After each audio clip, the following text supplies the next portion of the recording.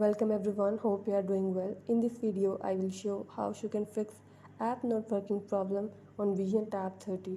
Before starting this video, please press the bell icon or do subscribe this channel. Let's start our video without wasting any time.